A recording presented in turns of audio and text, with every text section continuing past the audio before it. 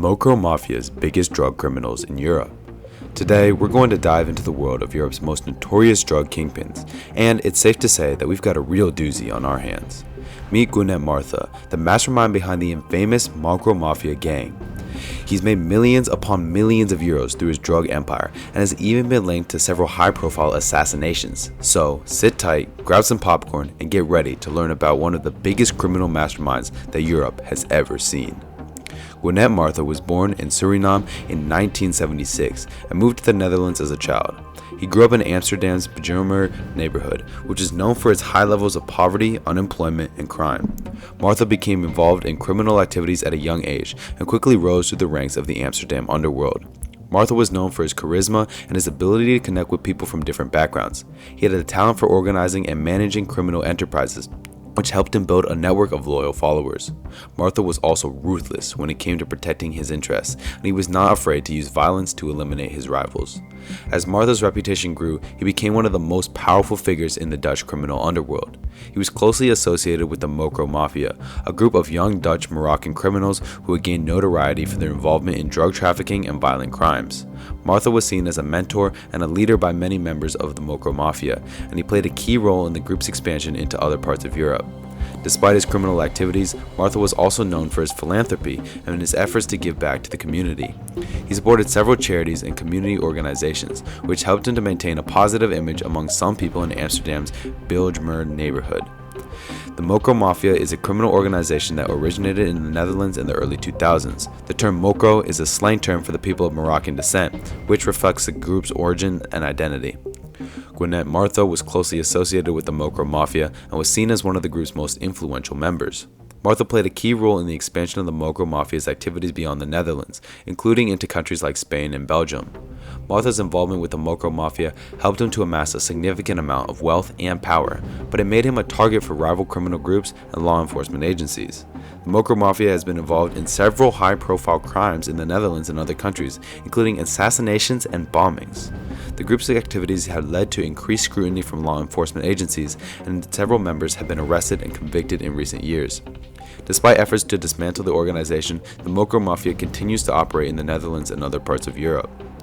Martha was linked to several high-profile shootings in Amsterdam and other parts of the Netherlands, including a 2014 shooting that left one person dead and two others injured. The incident was believed to be part of a turf war between the Mocro Maffia and a rival criminal organization. Martha and his associates were also linked to several assassinations and attempted assassinations, including the murder of a Dutch criminal named Najib Boubou in Antwerp, Belgium in 2012.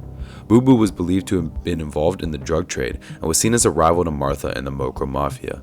In addition to these crimes, Martha and his associates were also involved in other criminal activities, including drug trafficking and money laundering.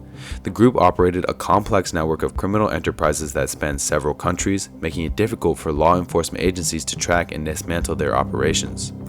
Gwenette Martha was heavily involved in drug trafficking and importation from South America to Europe, which was a key part of his criminal enterprise. Martha and his associates were known to have imported large quantities of cocaine from countries like Colombia and Venezuela, which they then distributed throughout the Netherlands and other parts of Europe. Martha's involvement in the drug trade helped him to amass a significant amount of wealth and power, but it also made him a target for law enforcement agencies. He was arrested several times on drug-related charges, but was often released due to lack of evidence or other legal loopholes. Despite the risks involved in drug trafficking, Martha and his associates continued to expand their operations, which included the use of sophisticated smuggling techniques and the establishment of a complex network of distribution channels. They also had connections with other criminal organizations in Europe and beyond, which helped them to move large quantities of drugs across international borders. Martha and the Mocro Maffia operated within the wider criminal landscape in Europe by establishing strong connections with other criminal organizations and exploiting the opportunities presented by the continent's complex criminal networks. They were involved in a range of criminal activities, including drug trafficking, money laundering, and extortion. The Mocro Maffia's activities were also enabled by the ease with which criminal enterprises can move across international borders within Europe's open borders. The group was able to use this to their advantage by establishing distribution channels across multiple countries, making it difficult for law enforcement agencies to track and dismantle their operations. The police operations that led to Martha's arrest in 2015 was a result of a lengthy investigation into the activities of the Mocro Maffia. The investigation, which involved the cooperation of law enforcement agencies across multiple countries, revealed the extent of Martha's criminal enterprise and the scale of his drug trafficking operations. Martha was arrested in December 2015 in a luxury apartment in Amsterdam, along with several of his associates. The arrest was the culmination of a months-long surveillance operation, which involved wiretapping and other forms of covert surveillance. Following his arrest, Martha was charged with a range of criminal offenses, including drug trafficking, money laundering, and involvement in violent crimes. The trial was one of the most high-profile in Dutch history and attracted widespread media attention. Martha was ultimately convicted and sentenced to life imprisonment, along with several of his associates. The trial exposed the workings of the Mocro Maffia and revealed the extent to which organized crime had infiltrated Dutch society. The legacy of Martha and the Mocro Maffia in Amsterdam underworld and beyond is a complex and multifaceted one. On one hand, their criminal activities left a trail of violence and suffering in their wake, and their presence in the criminal underworld contributed to the erosion of social and legal norms in Dutch society. However, the downfall of the Mocro Maffia also represented a significant victory for law enforcement authorities and demonstrated the effectiveness of intelligence-led policing and international cooperation in the fight against organized crime. The trial and conviction of Martha and his associates sent a strong message that Dutch authorities were willing and able to take decisive action against organized crime and help to restore confidence in the rule of law.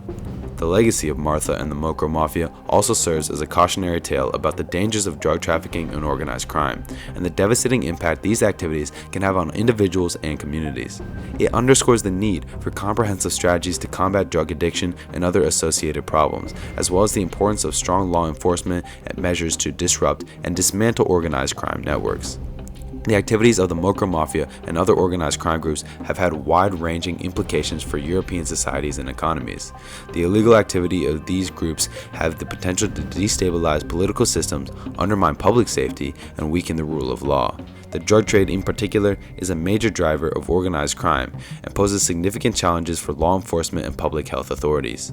Efforts to combat organized crime in Europe have taken a number of forms, including intelligence-led policing, targeted investigations, and international cooperation. The EU has implemented a range of policies and programs to support these efforts, including the establishment of Europol, the EU's law enforcement agency, and the development of a common strategy for combating organized crime. Despite these efforts, organized crime remains a major challenge for European law enforcement authorities. Criminal networks are highly adaptable and resilient, and have shown an ability to evolve and adapt to changing circumstances. New forms of criminal activity, such as cybercrime and human trafficking, continue to emerge, posing new challenges for law enforcement authorities.